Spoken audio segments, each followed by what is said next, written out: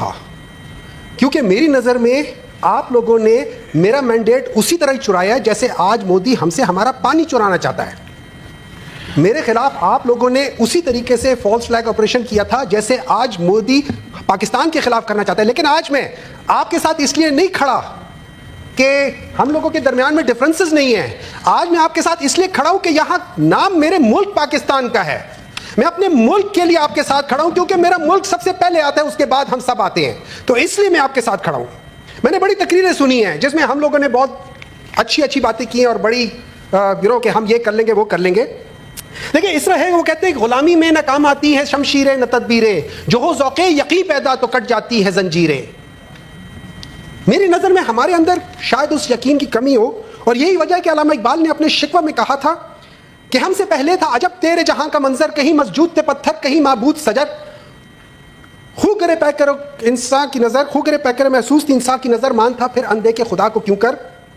درمیان میں کہتے تھے تیرے کعبہ کو جبینوں سے سجایا ہم نے, تیرے قرآن کو سینوں سے لگایا ہم نے. اور جواب شکوہ میں آیا, کیا کہا, میرے کعبہ کو جبینوں سے بسایا تم نے, میرے قرآن کو سینوں سے لگایا تم نے. ہاں وہ تمہارے ہی آبا تھے لیکن تم کیا ہو, ہاتھ پہ ہاتھ درے منتظر فردا ہو. ہم لوگوں نے آج تک ایسا کام کیا ہے کہ جس کے لیے ہم لوگ بڑے اتراتے ہیں. لیکن آج کا مسئلہ جو ہے نا, آج کا مسئلہ جو انڈیا نے کیا ہے فالس فلیگ آپریشن, یہ ایکچولی وہ بیسک فنڈامنٹل جو مائنڈ سیٹ ہے نا, جس کا میں ہمیشہ ذکر کرتا ہوں مائنڈ سیٹ کا, یہ وہ مائنڈ سیٹ ہے کہ جو کہ آر ایس ایس کا ہے, جو کہ بیسیکلی فالو کرتا ہے نازیزم کو. جیسے اس میں ایس ایس تھا, اس میں آر ایس ایس ہے. جیسے وہ لوگ جوز کو نشانہ بناتے تھے, یہاں پہ یہ ہر مائنورٹی کو بالخصوص مسلمانوں کو نشانہ بناتے ہیں. یہ وہ مائنڈ سیٹ تھا اور یہ ہمیشہ سے چلتا آ رہا ہے, یہ پہلی بار نہیں ہے, یہ ہمیشہ سے چلتا آ رہا ہے. اور اس میں یہ بھی بتا دوں کہ اس میں سارے کے سارے ہندوستانی شامل نہیں ہیں. جیسے ابھی مانڈوی صاحب نے بات کی ہے کہ بہت سارے ایسے لوگ ہیں جو اس کے خلاف اسی کے ملک میں, and they are not to be included in this. یاد رہے جو یہ جو پہلگام کا جو واقعہ ہے, اس کی نشاندہی 2019 میں جیسے سینیٹر اون نے بتایا تھا کہ عمران خان نے پہلی کر دی تھی. انہوں نے اس وقت یونائٹڈ نیشنز میں کہا تھا کہ اس طریقے کا ایک اور واقعہ ہوگا اور ہمارے اوپر بلیم آئے گا. اور پھر انہوں نے کہا تھا کہ لا الہ الا اللہ, جب میں اپنے آپ سے سوال پوچھوں گا کہ میرے پاس چوائسز کیا ہیں, سرنڈر کر لو اور یا مر جاؤ یا لڑائی کر لو, تو میں تو لڑائی کے لیے کروں گا. اور وہی چیز ہمارے پاس ایک ہی چوائس ہے کہ ہم لوگوں نے اس کے لیے لڑنا ہے. لیکن سر بالکل اسی طریقے سے میرا خیال تھا کہ یہ وہ واقعہ ہوگا کہ جو ہم سب کو اکٹھا کر دے گا, اس فلور کی حد تک نہیں.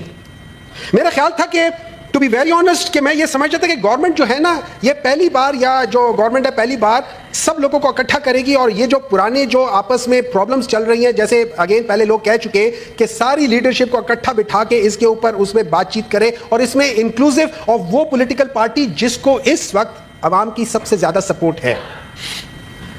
وہ کیا ہے کہ ایک ہو مسلم حرم کی پاسبانی کے لیے, نیل کے ساحل سے لے کر تا بخا کے کاشغر. لیکن سر میرا 2-3 چھوٹے مسئلے اور میں جلدی سے ختم کروں گا.